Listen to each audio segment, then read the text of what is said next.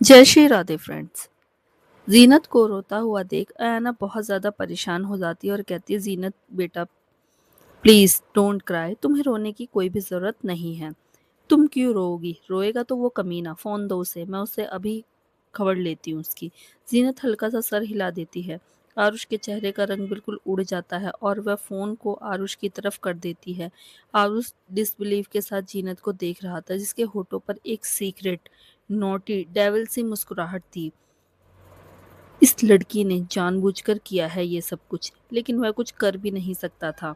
थोड़ा थर्राते हुए हाथों से उसने मोबाइल फ़ोन अपने हाथ में लिया। स्क्रीन पर अयाना का गुस्से से उबलता हुआ चेहरा देखकर आरुष का दिल ज़ोर से धड़कने लगा। आरुष ने समझते हुए कहा, मॉम मॉम प्लीज़, ऐसा कुछ नहीं है। अयाना ज़ोर से चिल्लाकर बोली, तुम चुप रहो। अगर अपनी ज़ुबान से एक और शब्द निकाला तो ज़ुबान काट के रख दूंगी मैं। तुम्हारी हिम्मत कैसे हुई ये सब करने की? तुम घर आओ, मैं तुम्हें बताती हूँ। अगर तुम्हारी टांगें ना तोड़ दूँ ना तो कहना। दूसरी तरफ से ये सारी बातें सुनकर जीनत के चेहरे की स्माइल और भी ब्राइट हो गई। इनफैक्ट हल्का हल्का डांस भी करने लगी।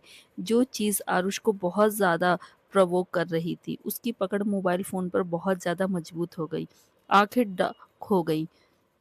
डार्क आंखों से वह जीनत को देख रहा था। ये लड़की किसी डेविल से कम नहीं है।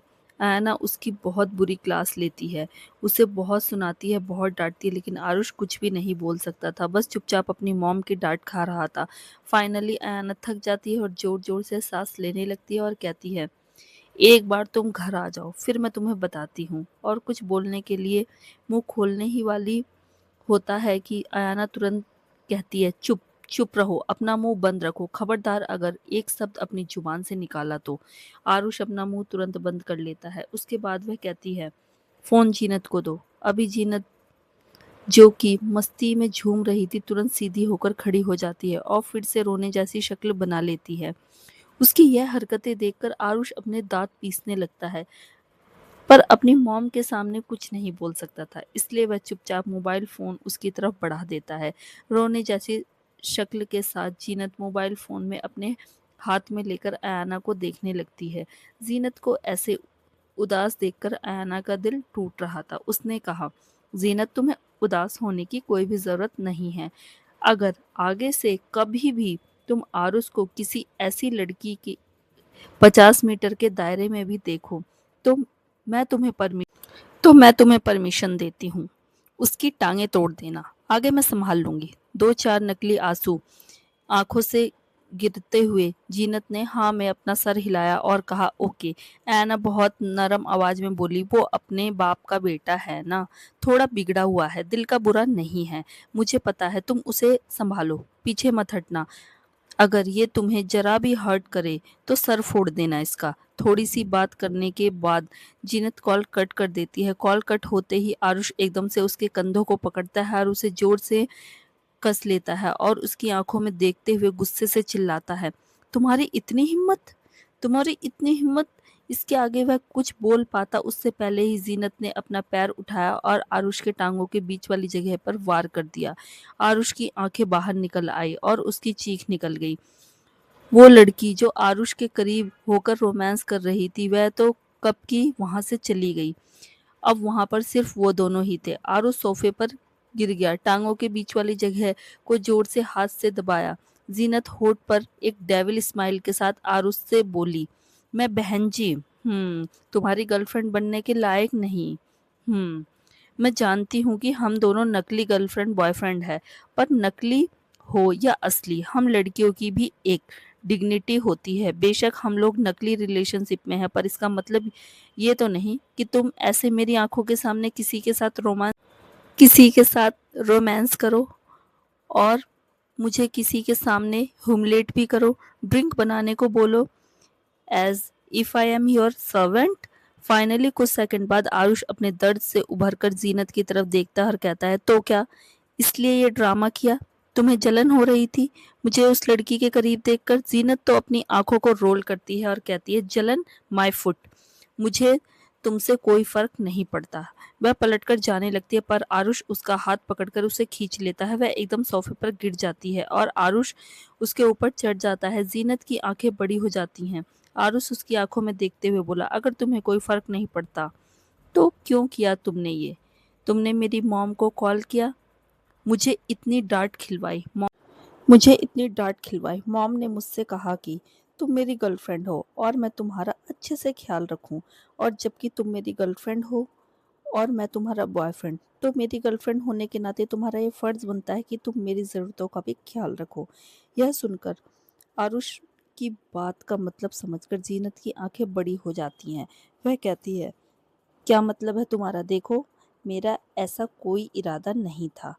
मैं तो बस उसने इतना ही कहा था कि आरुष कोल्डली हंसते हुए बोला, तुम तो बस क्या, ये तो तुम्हें पंगा लेने से पहले सोचना चाहिए था। मैं लड़कियों के बिना नहीं रह सकता, मेरे शरीर की ज़रूरत बहुत ज़्यादा है। अब तुमने मेरी मॉम के सामने मेरी शिकायत लगाकर मेरी फिजिकल नीड्स पूरी करने के ज़रिए को ख़त्म कर दिया है। तो अब एक ही रास्ता है, अब वो सब तुम्हें करना होगा। अब मेरी नीड्स तुम्हें पूरी करनी होगी। जीनत के चेहरे का रंग उड़ जाता है। नो वे, उसने ये नहीं सोचा था। उसने ऐसा तो बिल्कुल भी नहीं सोचा था। वो तो बस उसे परेशान कर रही थी। नहीं, उसका ये मतलब बिल्कुल भी नहीं था। जीनत छटपटाने लगती है। वह कुछ बोल पाती उससे पहले ही आरुष उसके होठों पर अपने होठ रख देता है और पागलों की तरह उसे किस करने लगता है। जीनत की आंखें फट जाती हैं और वह पूरी ताकत के साथ आरुष को दूर धकेलने की कोशिश करती है, लेकिन कर नहीं पाती क्योंकि आरुष ताकत में बहुत ज़्यादा था। उसने जीनत की दोनों कलाइयाँ पकड़ उसे पीछे की तरफ कर ली थी। उसके होठों को बुरी तरह से रगड़ रहा था। उसे ऐसे किस कर रहा था जैसे उसे खा ही जाएगा, निगल ही जाएगा। जीनत कुछ देर तक बहुत छटपटाती रही, लेकिन आरुष इतना डीपली, इतना पैशनेटली उसे किस करता रहा कि वह धीरे धीरे हाथ पैर मारना बंद कर देती है। उसके अंदर की हल्की शराब और सिगरेट की स्मेल आ रही थी। ऊपर से उसके बदन की खुशबू धीरे धीरे जीनत के दिमाग में छा रही थी, उसे मदहोश कर रही थी। धीरे धीरे उसने हाथ पैर मारना बिल्कुल बंद कर दिया, आंखें बंद की और वह भी अपने होठों को मूव करने लगी। ऐसे ही नहीं, Aarush most wanted play boy है। एक किस में किसी को पागल कैसे करना है उसे अच्छे से पता है। आरुष अचानक से जब उसे रेस्पॉन्स करते हुए पाता है तो सीक्रेटली उसके होठों पर स्माइल आ जाती है। उसका चार्म अनडिनाएबल, इरिसिस्टिबल है। वह रुकता नहीं और भी गहराई से और भी पैशनेटली उसे किस करने लगता है। एक भरपूर किस करने के बाद वह उसके कंधों से कपड़ों को थोड़ा नीचे कर उसकी गर्दन और सीने पर किस करने लगता है। जीनत की आंखें बंद थी और जिस तरह से वह उसे बाहों में जकड़े हुआ था, जैसे उसे कसकर पकड़े हुए किस कर रहा था, वह अजीब सी मदहोशी में डूब रही थी। लेकिन जब आरुष धीरे धीरे ज़्यादा आगे बढ़ने लगता है तो फाइनली जीनत को होश आता है। वो हैरान हो जाती है कि ये क्या कर रही थी। Shit shit shit shit no, उसने अपनी पूरी ताकत के साथ आरुष को धकेला और उसे एकदम से नीचे गिरा दिया। आरुष का सिर कांच की टेबल से लग गया। यह सब कुछ अनएक्सपेक्टेबल और अचानक हुआ। आरुष की चीख निकल गई और अपना सर पकड़ लिया। जीनत ने इस बात पर ध्यान नहीं दिया। वह एकदम से खड़ी होकर अपने कपड़े ठीक करते हुए बोली, आरुष टोकरा, तुम अपनी लिमिट्स क्रॉस कर रहे हो। तुम्हारी हिम्मत कैसे हुई? उसने इतना ही कहा था कि तभी उसने देखा कि आरुष के हाथ पर खून लगा हुआ है, यानी कि उसके सर पर कांच का टेबल लग गया था और उसे वाकई में बहुत ज़्यादा चोट लग गई थी। यह देखकर जीनत की आंखें बड़ी हो गई। अरे यार, यह सब कुछ क्या हो गया? उसे समझ में नहीं आ रहा था। उसने एक्सपेक्ट नहीं किया था कि धक्का इतना ज़ोर का लगेगा और उसका सिर फूट जाएगा। वह तुरंत आरुष के पास आई और उसके चेहरे को पकड़ा और उसने उसके हाथ को बेमन से थोड़ा दूर झटक दिया और खड़ा होने की कोशिश करने लगा। लेकिन उसे काफ़ी ज़्यादा चोट लगी हुई थी और खून भी निकल रहा था। जीनत एकदम से घबरा गई। उसने कहा, आई एम रियली सॉरी, मुझे आइडिया नहीं था कि तुम्हें इतनी ज़्यादा चोट लग जाएगी। आई रियली सॉरी, जल्दी चलो, मैं तुम्हें डॉक्टर के पास लेकर चलती हूँ। जीनत को इतना परेशान देखकर आरुष डार्क आंखों से उसे देखता हुआ बोला, गेट लॉस्ट, और फिर जाकर सोफे पर बैठ जाता है। अपना रुमाल निकालता है और उसे वहाँ पर रख लेता है जहाँ उसे चोट लगी थी। लेकिन जीनत ऐसे कैसे जा सकती थी? उसकी वजह से आरुष को इतनी ज़्यादा चोट लगी थी। वह उसे ऐसे छोड़कर तो नहीं जा सकती थी। आरुष ने जब यह देखा कि वह अभी तक गई नहीं और वहीं पर खड़ी है तो वह थोड़ी इरिटेटिंग टोन में कहता है, अब क्या चाहिए तुम्हें? सिर फोड़कर तुम्हारा मन नहीं भरा? लेकिन आरुष को काफ़ी दर्द होता है। ज़ीनत को पता नहीं क्यों लेकिन यह अच्छा नहीं लगता। वह एकदम से उसके पास आई और रुमाल को उसके ज़ख्म पर हल्का-सा दबाते हुए बोली, आई एम रियली सॉरी। मैं तुम्हें चोट नहीं पहुँचाना चाहती थी, प्लीज़ मुझे देखने दो, तुम्हें काफ़ी ज़्यादा चोट लगी है। आरुष की आँखें डार्क थीं। ज़ीनत के बालों को मुट्ठी में पकड़कर करीब करता है। वो कुछ बोलता नहीं, बस उसे घूरता है। गुस्से से ज़ीनत का हार्ट बीट स्किप करता है। ज़ीनत की आंखों में मासूमियत और फ़िक्र थी। ये आंखें कितनी फ़ैमिलियर लगती हैं उसे उसे किसी की याद दिलाती हैं। ज़ीनत ने बहुत चिंता में कहा, let me do this please. Aarush बाल छोड़ देता है और चुपचाप बैठ जाता है। ज़ीनत वहाँ से दवाई मांगकर उसके सर पर मरहम पट्टी करने लगती है। आरुष उसके चिंता भरे चेहरे को कुछ सेकंड तक बस चुपचाप देखता रहता है। वह देखता है कि धीरे-धीरे खून उसके कान और गर्दन तक पहुंच गया था। सिर पर पट्टी करने के बाद वो गीले कपड़े के साथ धीरे-धीरे उसके कान के पीछे का हिस्सा और गर्दन पर लगे खून के धब्बों को थोड़ा साफ करने लगती है। ऐसा करते-करते वह आरुष के कितना करीब आ गई थी कि आरुष ना चाहते हुए भी उसके बदन की खुशबू को महसूस करने लगता है। उसका दिल थोड़ा ज़ोर-ज़ोर से धड़कता है। यह खुशबू कितनी अलग, कितनी मदहोश कर देने वाली है। तभी अचानक आरुष की नज़रें कहीं और जाती हैं। कुछ सेकंड देखने के बाद उसके होंठ हल्के से तिरछे ऊपर उठ जाते हैं और वो बोलता है, 34। जब जीनत उसकी आंखों को नोट करती है तो देखती है कि उसकी नज़रें ज़ीनत के सीने पर उसकी गर्दन से होते हुए थोड़ा नीचे की तरफ जा रही थी। ज़ीनत ने जब यह नोट किया तो उसने इरिटेशन में आरुष के मुंह को पकड़कर उसकी नज़रें दूसरी तरफ कर दी और तुरंत अपने स्कर्ट को थोड़ा ठीक करने लगती है। ना चाहते हुए भी आरुष हल्का सा हंस देता है, लेकिन वह इस बात से हैरान थी, इसने 34 कैसे बोल दिया। आरुष ने जीनत से कहा, 34 साइज है ना तुम्हारा। जीनत ऑकवर्ड हो गई। उसने कहा, शट अप। तुम्हारी नजरें तुम्हारी तरह बेशरम है, हमेशा वहां जाती हैं जहाँ नहीं जानी चाहिए। जीनत हैरान थी कि इस आदमी ने इतना परफेक्ट अंदाजा कैसे लगा लिया। सचमुच उसका साइज 34 था। उसे कितना कंफ्यूज देखकर आरुष उसकी तरफ देखकर उसकी कमर पकड़कर उसे एकदम करीब खींच लेता है। वह लगभग उसकी बाहों में गिर जाती है और कहता है, मेरे अंदर एक खासियत है, मैं लड़कियों को एक नज़र देखकर उनके पूरे साइज को आंखों से ही मेजर कर लेता हूँ। यह सुनकर जीनत की आंखें एकदम से बड़ी हो गई और उसके गाल बुरी तरीके से लाल हो गए। वह बहुत ज़्यादा ऑकवर्ड लग रही थी, लेकिन ये आदमी तो पूरा बेशर्म था। उसने कहा, तुम्हें शर्म नहीं आती ये सब कुछ करते हुए? आरुष ने शांति से जवाब दिया, बिल्कुल भी नहीं। आरुष उसकी कमर को सहलाने लगता है। धीरे धीरे उसके हाथ ऊपर की तरफ बढ़ने शुरू हो जाते हैं। जीनत तुरंत उसका हाथ पकड़ती है और कहती है, मिस्टर आरुष टोकरा, हम रियल कपल नहीं हैं। You should know your limit. यह सुनकर आरुष अपने आईब्रोज ऊपर उठाते हुए बोला, फाइनली तुम्हें याद आ गया कि हम रियली कपल नहीं हैं। और पहले लिमिट क्रॉस किसने की थी? मेरी मॉम के सामने आंसू बहाकर तुमने मेरी क्लास लगवा दी। मॉम ने कहा है कि मैं तुम्हारा ख्याल रखूं और तुमसे प्यार करूं। मैं बस उनका ऑर्डर फॉलो कर रहा हूं। और उसकी बात सुनकर जीनत तो एकदम से उसकी बाहों से निकलकर खड़ी हो जाती है और थोड़ा इधर उधर देखते हुए कहती है, वो वो मेरा मतलब नहीं था। आई एम सॉरी। आरुष खड़ा हुआ और जीनत के करीब आया। उसने कहा, अब सॉरी का कोई मतलब नहीं। तुमने वो किया जो कोई ओरिजिनल गर्लफ्रेंड ही कर सकती है। अब मैं वो भी कर सकता हूँ जो ओरिजिनल बॉयफ्रेंड करते हैं। वो उसके करीब आता है। उसे अपने करीब आता देखकर जीनत तुरंत पीछे हुई और बोली, ये मत भूलो अयाना मैम ने मुझे कहा है कि मैं तुम्हारा सर भी फोड़ सकती हूँ। आरुष तिरछा सा मुस्कुराया और आगे बढ़ते हुए बोला, ये तो तुम ऑलरेडी कर चुकी हो, अब मैं वो करूंगा जो मैं करना चाहता हूँ। आरुष उसे किस करने के लिए उसे बाहों में खींचकर अपने करीब लाता है कि तभी जीनत का हाथ लगने से उसका पर्स नीचे गिर जाता है। उसके अंदर कुछ ऐसा निकलता है कि उसकी आंखें फट जाती हैं। जीनत के हाथ लगने की वजह से जीनत का पर्स नीचे गिर गया और उसका कुछ सामान बाहर निकल गया। आरुष ने जब देखा तो उसकी आंखें हल्की सी सिकुड़ गई। जीनत ने भी जब देखा तो उसकी आंखें फैल गई, क्योंकि पर्स के अंदर से मेकअप के कुछ सामान के साथ साथ पासपोर्ट साइज कुछ फोटोज भी निकली हुई थी। हालांकि फोटोज अभी तक छोटे छोटे पीस में कट नहीं की गई थी, तो फिर 8-10 फोटो की एक पूरी बड़ी फोटो थी जो कि उल्टी गिरी हुई थी, यानी कि पीछे की तरफ से, और दिखाई नहीं दे रही थी कि किसकी फोटो है। लेकिन जीनत ने पासपोर्ट साइज लेकिन ज़ीनत ने पासपोर्ट साइज़ फ़ोटोज़ को आज ही निकलवाई थी, इसलिए उसे पता था कि ये फ़ोटोज़ उसके शंभू वाले लुक की अर्श झुककर उसे उठाने ही वाला होता है कि तभी अचानक ज़ीनत उससे पहले ही चीज़ों को लपक लेती है और तुरंत अपने पर्स में डाल लेती है। आरुष वहीं पर खड़ा रह जाता है। ज़ीनत ने अपना पर्स लिया और आरुष की तरफ देखते हुए कहा, बहुत हो गई तुम्हारी बकवास, देखो मैंने जो किया उसके लिए मैंने सॉरी बोल दिया, ऑलराइट? और तुम ज़रा अपनी लिमिट्स में रहो, वरना मैं तुम्हारी मॉम को बता दूंगी कि हमारे बीच में कुछ भी नहीं चल रहा और हम असली में कोई बॉयफ्रेंड गर्लफ्रेंड नहीं है, हम नकली के बॉयफ्रेंड और गर्लफ्रेंड है। यह बोलकर जीनत चली गई।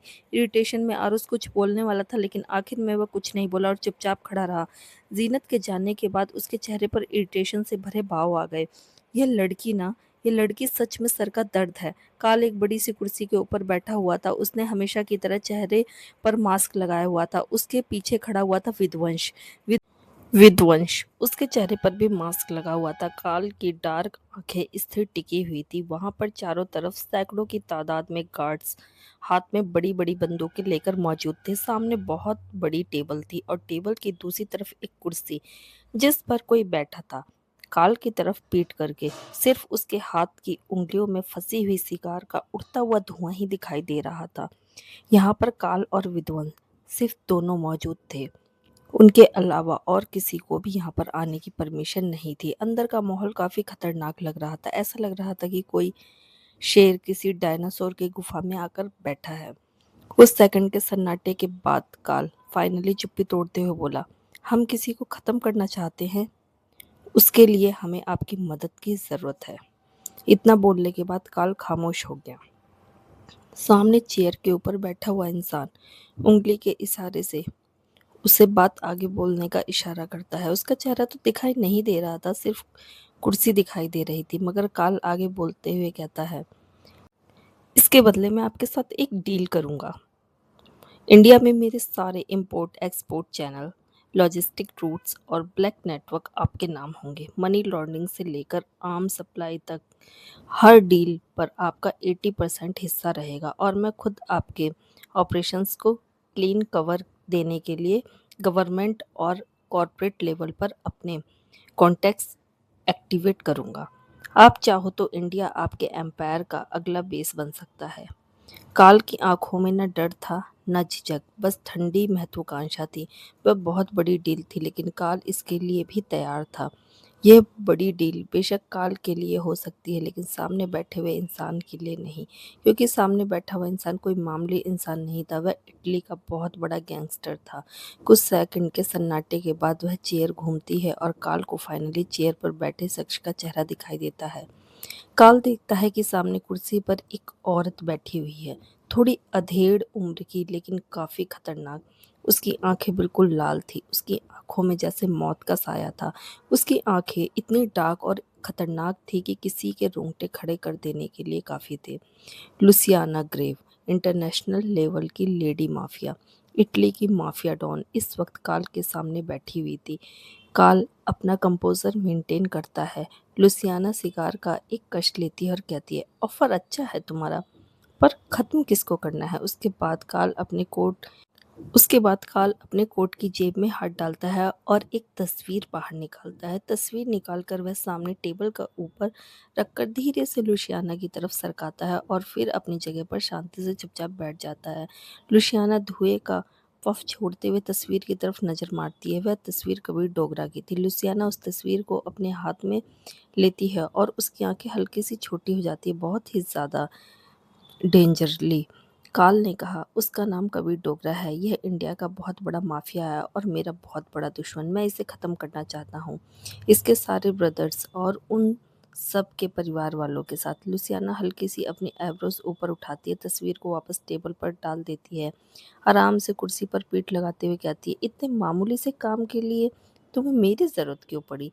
यह तो तुम खुद भी कर सकते थे। उसकी आंखों में खतरनाक डार्कनेस भरी चमक थी। सिगार मुंह में रख उसने जोर से कस लेकर हवा में छोड़ दिया। उसका ऑरा काफी डार्क था। वो स्टाइल से चेयर पर बैठी हुई थी, हाथ अंगूठी से भरे थे और सामने की टेबल पर उसकी गन खंजर सब रखे हुए थे। यह सुनकर काल कुछ सेकंड के लिए खामोश हो गया। फिर उसने कहा, I tried but failed. Kabir Dogra is not some easy person. उसे ख़त्म करना इतना आसान नहीं। वो यहाँ की एक पावरफुल पर्सनैलिटी है, लेकिन मुझे उसे ख़त्म करना है, इसलिए मैंने यह ऑफ़र लेकर आपके पास आया हूँ। Just help me to wipe him out from this world with his family. Luciana आराम से कुर्सी पर अपना सर टिकाकर कुर्सी को हल्का हल्का लेफ्ट राइट घुमाती है। You want me to wipe him out? All right, leave it to me. काल हल्का सा सर हिलाता है और फिर खड़ा होकर कहता है, okay thanks, I am counting on you. उसके बाद विध्वंस के साथ काल वहां से चला जाता है। लुसियाना एक चाकू उठाती है और अपनी उंगली में बड़े ही स्टाइल के साथ रिलैक्स होकर उसे घुमाने लगती है। सिगरेट का पफ लेते हुए उसने चाकू को अपनी मुट्ठी में पकड़ा और फिर कबीर की तस्वीर पर दे मारा। उसकी आंखें हल्की डार्क हो गई और होठों पर तिरछी सी मुस्कुराहट आ गई। पता करो इसके और इसकी पूरी फैमिली के बारे में। शिवा हाथ में कार्ड लेकर एक एकेडमी के बाहर खड़ी हुई थी। वह एकेडमी अयाना की थी। उसके हाथ में जो कार्ड अयाना ने दिया था वो था। उस कार्ड में यही एड्रेस लिखा था। वह थोड़ा सोच में खड़ी थी कि उसे जाना चाहिए या नहीं, लेकिन अब जब यहाँ तक आने का उसने मन बना लिया है तो फिर आगे जाने में कैसी हिचकिचाहट। फाइनली एक गहरी सांस लेकर वह अंदर चली जाती है। अयाना और नम्रता एक कैबिन में बैठी हुई थी और आराम से चाय कॉफी पीते हुए हंसी मजाक कर रही थी, एक दूसरे से बातें कर रही थी कि तभी अचानक अयाना ने देखा कि उसका फोन बज रहा है। फोन यही रिसेप्शन से आ रहा था। यह देखकर वह थोड़ा कंफ्यूज हो गई, पर उसने कॉल उठा लिया। दूसरी तरफ से रिसेप्शनिस्ट ने कहा, मैम कोई शिवा नाम की लड़की आई है। शिवा नाम सुनते ही एकदम से अयाना के कान खड़े हो जाते हैं। वह सीधी होकर बैठ जाती है। यह देखकर नम्रता थोड़ा सा कंफ्यूजिंग लुक देती है कि अचानक क्या हो गया। अयाना ने कहा, उसे किसी के साथ कैबिन में भेजो। यह बोलकर उसने कॉल कट कर दिया। रिसेप्शनिस्ट के पास खड़ी हुई लड़की ने शिवा की तरफ देखा। उसे शिवा काफी अजीब लगी। वैसे तो लड़की थी, लेकिन लड़कियों जैसा उसमें कुछ भी नहीं था। बिल्कुल पहलवान टाइप की थी और थोड़ी मवाली टाइप भी, लेकिन उसके एक्सप्रेशन हमेशा ही कूल रहते थे। ज्यादा किसी से बोलना उसे पसंद नहीं था। आज वह थोड़ा अच्छे से तैयार आज वह थोड़ा अच्छे से तैयार होकर आई थी। टाइट शर्ट डालकर, शर्ट की स्लीव्स को मोड़कर थोड़ा ऊपर तक किया हुआ था। बालों को पोनीटेल में बांधा हुआ था। चेहरे पर कोई मेकअप, कोई चेकअप कुछ भी नहीं किया हुआ था। बिल्कुल ओरिजिनल, काफी ठीक ठाक लग रही थी वह आज। रिसेप्शनिस्ट ने बगल से गुजर रहे एक आदमी को रोका और कहा, इनको मैडम के कैबिन में ले जाओ। वह आदमी तुरंत अपना सर हिलाता है और शिवा को लेकर वहां से चला जाता है। शिवा आगे बढ़ती और चारों तरफ देखती। काफी खूबसूरत एकेडमी थी।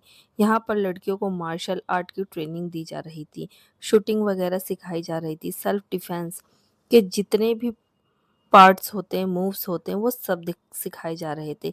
जगह जगह पर ग्रुप में लड़कियां खड़ी हुई थी और उनके ट्रेनर भी थे। यह सब कुछ देखकर शिवा को अच्छा लगता है। उसकी नज़र में एक लड़की को इतना कैपेबल होना ही चाहिए कि वह इस दुनिया के भेड़ियों से अपने आप को सुरक्षित कर सके। शिवा ने कभी ओझल को कमजोर नहीं रहने दिया। न सिर्फ वह खुद स्ट्रांग बनी, बल्कि उसने ओझल को भी फिजिकली रूप से कम इतना स्ट्रांग तो बनाया कि वो नॉर्मल लड़कियों की तरह किसी मुसीबत में ना पड़े। लड़कियों को स्ट्रांग होना चाहिए। दूसरी तरफ कॉल कट होते ही अयाना ने फोन रखा और उसके होठों पर हल्की सी स्माइल आ गई। यह सुनकर कि सिवा आ रही है। वह शुक्रगुजार थी उस लड़की की। आखिर कैसे ना हो, उसके बेटे की जान बचाई थी, खुद उसकी भी तो जान बचाई थी उसने। नम्रता अपनी आईब्रोज को हल्का सा उठाते हुए बोली, क्या बात है दीदी, आप काफी खुश लग रही हैं। ऐसा कौन आ रहा है आज? ऐना ने मुस्कुराकर कहा, एक बहुत ही अमेजिंग लड़की आ रही है। मैं तुम्हें उससे मिलवाना चाहती हूँ। तुम्हें याद है मैंने तुम्हें बताया था कि एक लड़की ने सिड की जान बचाई थी? नम्रता हैरान होकर बोली, क्या वो लड़की आ रही है? ऐना हाँ में अपना सर हिलाती है। नम्रता के होठों पर भी स्माइल आ जाती है। फिर तो देखना पड़ेगा। तभी दरवाजे पर खटखटाहट होती है और दोनों दरवाजे की तरफ देखती हैं। दरवाजे पर थोड़ी ऑकवर्ड होकर शिवा खड़ी हुई थी। शिवा को देखकर अयाना एकदम से कुर्सी से खड़ी हो जाती है और कहती है, शिवा आओ ना अंदर, अंदर आओ। शिवा चलते हुए अंदर आती है। नम्रता भी अपनी जगह से खड़ी हो जाती है। अयाना एकदम से आगे आती है और शिवा को हल्का सा हग कर लेती है। शिवा ज्यादा कुछ रिएक्ट नहीं करती, बस चुपचाप खड़ी रहती है। हग ब्रेक करके उसने शिवा से कहा, फाइनली फाइनली तुमने डिसीजन ले ही लिया। शिवा हल्का सा पीछे से अपनी गर्दन शिवा हल्का सा पीछे से अपनी गर्दन को खुजलाती है। उसको कोई शौक नहीं था सुपारी लेने का या मार काट वाला काम करने का। वो तो पढ़ी लिखी नहीं थी। उसे कोई काम नहीं मिल रहा था तो थक हार कर उसे जो भी काम मिल रहा था वो किया, खुद को और ओझल को जिंदा रखने के लिए, सरवाइव करने के लिए। अब अगर उसे ऑप्शन मिल रहा है एक वेल डिसेंट जॉब का, तो वह क्यों ना कर ले। ऐसा नहीं है कि उसे गुंडागर्दी में कुछ ज़्यादा ही मज़ा आ रहा था, मजबूरियाँ भी होती हैं इंसान की। जब उसे बाहर निकलने का मौका मिल रहा है तो वह डेफ़िनेटली ये चांस लेगी क्यों नहीं। नम्रता आगे आती है और अयाना उसे शिवा से मिलवाती है। नम्रता एक ब्राइट स्माइल के साथ शिवा से मिलती है।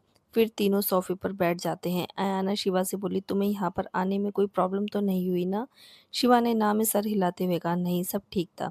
अयाना ने नम्रता से बोला, नम्रता, शिवा आज के बाद इस एकेडमी में लड़कियों को खास फाइटिंग स्किल और शूटिंग सिखाने वाली है। यह सुनकर नम्रता थोड़ा सा हैरान होकर बोली, तो इसका मतलब आप जिस टीचर की बात कर रही थी वो ये लड़की है? अयाना ने हाँ में अपना सर हिलाया और कहा, हाँ, हाँ बिल्कुल, मैंने इसकी शूटिंग स्किल अपनी आंखों से देखी है, ये अमेजिंग शूट करती है। नम्रता शिवा की तरफ देखकर बोली, शिवा, मेरा नाम नम्रता है, मैं यहाँ की इंचार्ज हूँ। यहाँ पर सब कुछ मैं ही हैंडल करती हूँ। तुम्हें यहाँ हमारे साथ काम करने में कोई प्रॉब्लम तो नहीं है ना? शिवा ने नम्रता की तरफ देखकर स्ट्रेट आवाज में कहा, पैसा मिलेगा?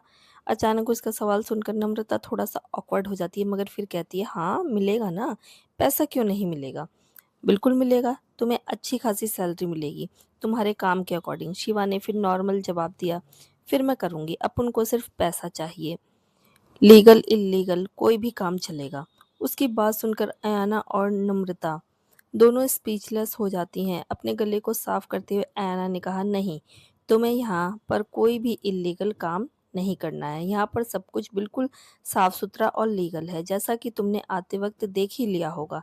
यहाँ पर बहुत सारी लड़कियाँ हैं जिन्हें self defence, martial art, shooting वगैरह सब कुछ सिखाया जाता है। यहाँ पर लड़कियों की फिजिकल स्ट्रेंथ और स्किल पर जोर दिया जाता है ताकि वे आउटसाइड वर्ल्ड में अपने आप को सरवाइव कर पाए। तुम्हें यहाँ उन्हें सिखाना है। सिवा हाँ में अपना सर हिला देती है, ठीक है सिखा दूंगी। उसके बाद वह तुरंत खड़ी हो जाती है और कहती है, किधर सिखाने का है? एना उसकी हरकत से हल्का सा हंस देती है, उसका हाथ पकड़कर वापस उसे सोफे पर बिठा देती है। शिवा थोड़ी सी कंफ्यूज हो जाती है। नम्रता भी बिल्कुल स्पीचलेस थी। इस लड़की का एटीट्यूड काफी अलग पर क्यूट है। हैना ने कहा, इतनी क्या जल्दी है, आराम से बैठो, हम थोड़ा सैलरी की बात भी कर लेते हैं। सैलरी का नाम सुनकर शिवा थोड़ा ऑकवर्ड होकर एकदम से पीठ सीधा करके बैठ जाती है। उसने मन में डिसाइड किया था कि वह 20,000 से कम 1 रुपया भी नहीं लेगी, चाहे कुछ भी हो जाए। ऐना ने शिवा से कहा, तो जैसा कि मैंने तुम्हें बताया कि तुम्हें यहाँ पर फाइटिंग, मूवी स्क्रिप्ट के लिए फाइटिंग सिखानी है, शूटिंग सिखानी है, और तुम्हें वाकई के वेपन्स इस्तेमाल करने आते हैं ना, जैसे चाकू, छुरी वगैरह। शिवा ने तुरंत कहा, हाँ, बहुत अच्छे से, मेरे को अच्छे से पता है कि एक इंसान की एक एक नस कहाँ कहाँ पर है और कौन सी नस काटने से वह मरेगा और कौन सी काटने से कोमा में जाएगा, कौन सी काटने से क्या होगा, अपन को सब पता है। इंसान के अंदर की 206 हड्डियां, कौन सी हड्डी कब कैसे किस पैतरे से तोड़नी है, सब सिखा दूंगी, चिंता नहीं करने का। शिवा की बात सुनकर अयाना और नम्रता एक दूसरे की तरफ देखते हैं और फिर अम्यूजमेंट से शिवा की तरफ देखने लगते हैं। नम्रता ने थोड़ी सी एक्साइटमेंट के साथ कहा, ओ माय गॉड, तुम तो काफ़ी एक्सपर्ट लगती हो इन सब चीज़ों में। शिवा हल्का सा अपना गला साफ करके अपनी शर्ट के कॉलर को थोड़ा ठीक करते हुए बैठी रहती है। बिल्कुल वो एक्सपर्ट है, लेकिन ऐसे ही नहीं। उसे याद है जब वह 14 से 15 साल की थी तो कुछ टाइम के लिए एक माफिया के साथ काम किया था, जहां पर उसकी जान कई बार जाते जाते बची है। लेकिन इतने सालों में उसने बहुत कुछ सीख लिया और बहुत बढ़िया तरीके से। फिर उसने ओजल को भी यह सब कुछ सिखाया। उस वक्त ओजल छोटी बच्ची थी, उसे पालने पोसने पढ़ाने के लिए शिवा को पैसे चाहिए थे, चाहे वह किसी भी तरीके से आए, लेकिन पैसे चाहिए थे। एना ने शिवा के कंधे पर हाथ रखकर कहा, you are really amazing Shiva, तुम जैसी लड़कियां आजकल मिलती नहीं, तुम सच में एकदम दुर्गा का अवतार लगती हो। इस बात पर शिवा अपनी आईब्रोज को हल्का सा ऊपर उठा लेती है और अपने मन में सोचती है, यह अपुन की इतनी तारीफ कर रही है, कहीं पैसे में कोई भाव ताव तो नहीं करने वाली।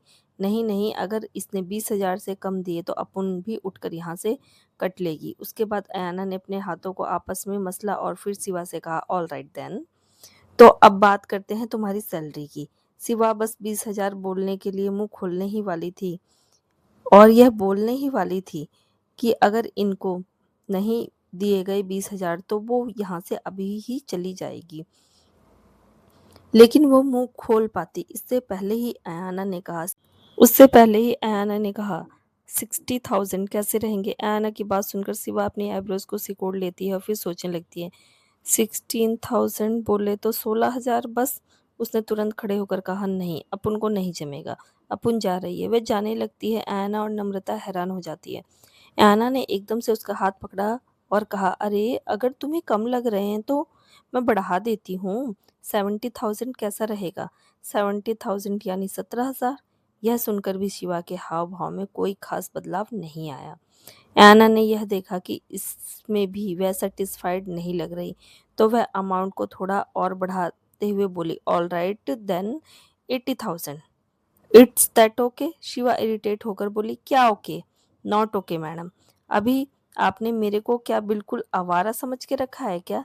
इतने पैसे में अपना सारा काम छोड़कर इधर हाथ पैर कैसे तोड़ने का, खोपड़ी कैसे उड़ाने का, ये सब सिखाएगी क्या? नम्रता ने कहा, okay okay, just relax, all right then, तुम खुद ही बता दो कि तुम्हें कितना चाहिए। एना ने भी हल्का सा सर हिलाकर कहा, हाँ शिवा, तुम बताओ तुम्हें कितने पैसे चाहिए, हम इस बारे में आराम से डिस्कशन कर लेंगे, कोई प्रॉब्लम नहीं है। शिवा ने अपना गला साफ किया, वह थोड़ी सीधी होकर खड़ी हो गई और स्टेट आवाज में कहा, अपुन 20,000 लेगी, बोले तो 1 रुपया भी कम नहीं देने का, बोलो तो, वरना अपुन चलती है। शिवा की बात सुनकर अयाना और नम्रता स्पीचलेस हो जाती हैं। पहले एक दूसरे की तरफ देखती हैं और फिर शिवा की तरफ।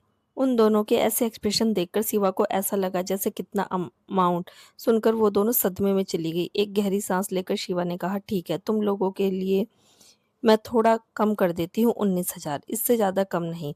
अरे बहुत खर्चा होता है यार, बाहर जाकर देख, खाली सब्जी पानी का भाव सोने के बराबर पहुंच गया, और मेरी गोल्ड फ्लैग तो चलो छोड़ो, उसे जाने दो, लेकिन 19,000 से कम नहीं होगा। अगर इतना भी नहीं बनता तो किसी और को देख लो। कुछ सेकंड बाद फाइनली अयाना शिवा से बोली, शिवा तुम अभी तक क्या समझ रही थी?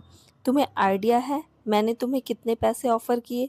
शिवा अपनी आंखें रोल कर कर बोली, आ, इंग्लिश में बोलेगी तो क्या, मेरे को कुछ समझ में नहीं आएगा। मेरे को पता है, 16 का मतलब 16, 17 का मतलब 17, और इतना इंग्लिश तो अपन को भी आता है। अरे मैं ये 16 17 में काम नहीं करेगी। शिवा की बात सुनकर एक बार फिर से दोनों चुप हो जाती हैं और अगले ही पल दोनों जोर जोर से हंसने लगती हैं। अचानक उन दोनों के हंसने से शिवा कंफ्यूज हो जाती है और बोलती है, 19,000 इतना ज़्यादा हो गया कि इन दोनों को सदमा लग गया। नम्रता और अयाना और भी ज़्यादा जोर जोर से हंसने लगती हैं। उसने अपनी हंसी कंट्रोल नहीं की जा रही थी। नम्रता सोफे पर गिरते हुए अपना पेट पकड़ते हुए जोर जोर से हंसते हुए बोली, दीदी she is so funny. Ayana भी हंसते हुए बोली, यस इंडीड, वेरी फनी, ओ गॉड। वह दोनों हंसती हैं और शिवा उन दोनों को हंसते हुए देखकर थोड़ा अनोइंग फेस बना लेती है। अयाना फाइनली अपनी हंसी को कंट्रोल करती है और शिवा से कहती है, शिवा तुम्हें पता है, यू आर सो क्यूट। यह बोलकर वह शिवा के गालों को खींच लेती है। शिवा थोड़ा ऑकवर्ड होकर 2 कदम पीछे हो जाती है। उसे इन दोनों का बिहेवियर काफी अजीब लग रहा था। फाइनली दोनों हंसना बंद कर देती हैं और अयाना शिवा से कहती है, हमने तुम्हें 16 या 17,000 रुपए ऑफर नहीं किए शिवा, मैंने तुम्हें 80,000 रुपए ऑफर किए हैं। यह सुनकर शिवा की आंखें फट जाती है और उसका मुंह खुला का खुला रह जाता है। क्या? इसकी भैंस की आंख, 80,000? पर्ल की क्लासेस खत्म हो जाती है और वह उठकर जाने लगती है। तभी एक लड़की पर्ल के पास आकर बोली, हाय।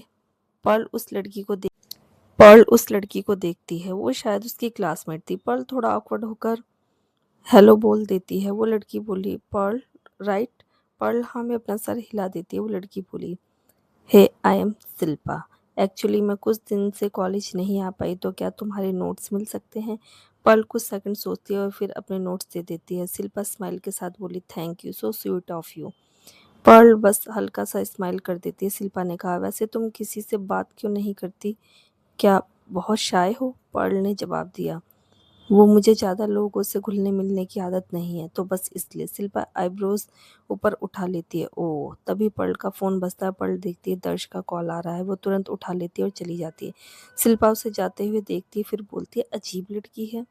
पर्ल कॉलेज से बाहर निकलती है, अपने मोबाइल फ़ोन में टाइम देखती है और फिर आसपास दर्श ने कॉल करके बताया था कि वह आने वाला है, तो वह उसका इंतज़ार कर रही थी। तभी एक लंबी काली गाड़ी वहाँ पर पहुँचती है, जिसे देखते ही पर्ल समझ जाती है कि ये दर्श की गाड़ी है। वह तुरंत गाड़ी के पास जाती है और दरवाज़ा खोलती है। आगे ड्राइवर बैठा हुआ था। ज़्यादातर तो दर्श खुद गाड़ी चलाता था, आज सामने ड्राइवर बैठा हुआ था, तो उसने पैसेंजर सीट पर बैठने के लिए दरवाज़ा जो खोला था वह फिर से बंद कर दिया। उसने पीछे की तरफ जाकर बैक सीट का दरवाज़ा खोला और जैसे ही उसने दरवाज़ा खोला उसका हार्ट बीट स्किप करने लगा। जैसे ही उसकी नज़रें दो गहरी आंखों से टकराई, दर्श बैक सीट पर बैठा हुआ था। उसका इंतज़ार कर रहा था। निचले होठों को थोड़ा दांतों के नीचे दबाते हुए पर्ल चुपचाप गाड़ी में बैठ गई और दरवाज़ा बंद कर लिया। ड्राइवर गाड़ी को लेकर निकल गया। पर्ल चुपचाप से बैठी हुई थी, कुछ बोल नहीं रही थी। दर्श हल्का सा उसकी तरफ देखता है और फिर कहता है, हंग्री? पर्ल के पेट में गुड़गुड़ हो रही थी, क्योंकि उसे सच में काफ़ी ज़्यादा भूख लगी थी। वह बस हाँ में अपना सर हिला देती है। थोड़ी देर में वो लोग एक रेस्टोरेंट में एंट्री करते हैं। 10 पर्ल को लेकर प्राइवेट रूम में चला जाता है। उन दोनों के लिए उसने बुक किया था। वह वहाँ पर बैठ जाते हैं। दर्श पूरे रास्ते काफ़ी चुप था। पर्ल को थोड़ा अजीब लग रहा था, लेकिन ठीक है, वह थोड़ी रिलैक्स थी। दर्श ने पर्ल की तरफ देखा जो चुपचाप बैठी थी और फिर कहा, how was your day? Pearl ने हल्का सा सर हिलाकर कहा, गुड। दर्श ने पूछा, मिस्ड मी? यह सुनकर पर्ल अपनी आंखें ऊपर उठाकर उसकी तरफ देखती है। उसे याद आता है, अगर इससे ना कहा तो यह आदमी उसे कच्चा चबा जाएगा। जब 2-3 सेकंड तक वह नहीं बोली तो दर्श के एक्सप्रेशन थोड़े से खराब होने लगते हैं, जिससे पर्ल तुरंत नोट कर लेती है और वह एकदम से कहती है, हाँ, बहुत ज़्यादा। एक बार बोलने के बाद तुरंत उसे रियलाइज़ हुआ कि उसने कुछ ज़्यादा ही ज़ोर से बोल दिया। Oh shit! वो बहुत ज़्यादा एम्बैरेस हो गई और गाल लाल हो गए। लेकिन वह सरप्राइज़ थी यह देखकर कि दर्श के होंठ हल्के से ऊपर उठ गए। वह मुस्कुरा रहा था। Oh my God! मुस्कुराता हुआ ये आदमी कितना ज़्यादा हैंडसम लगता है।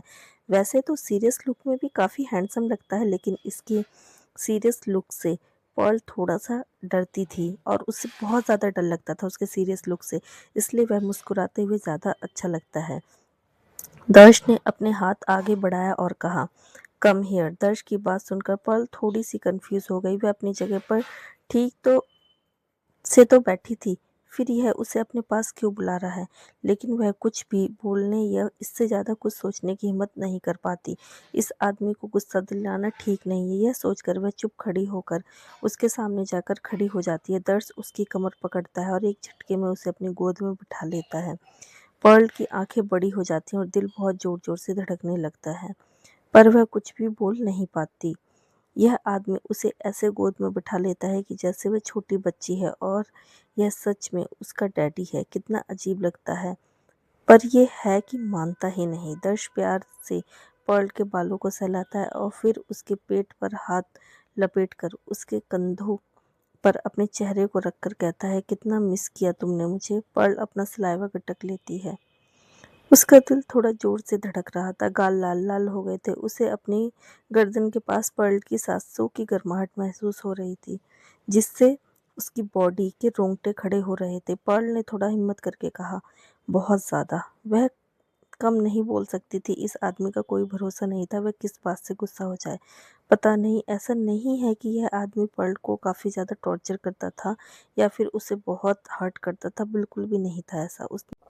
बिल्कुल नहीं। उसने आज तक ऐसा कभी भी नहीं किया और ना ही गलत बिहेव किया और कभी गलत तरीके से ट्रीट भी नहीं किया।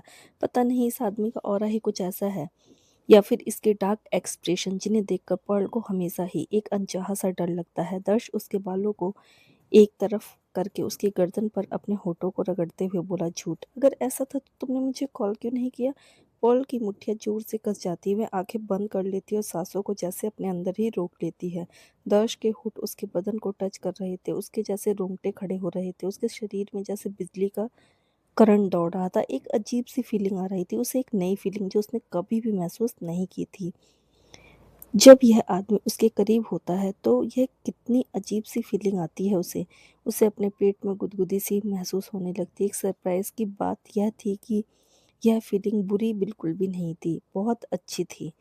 पर्ल कुछ बोल नहीं पाती, बस इस फीलिंग में डूब जाती है। दर्श उसके कान के पास आकर हल्का सा अपने होठों में उसके कान दबा लेता है। पर्ल अपने होठ को जोर से दांतों के नीचे दबा लेती है क्योंकि उसके बदन में अजीब सी सेंसेशन फैल गई थी।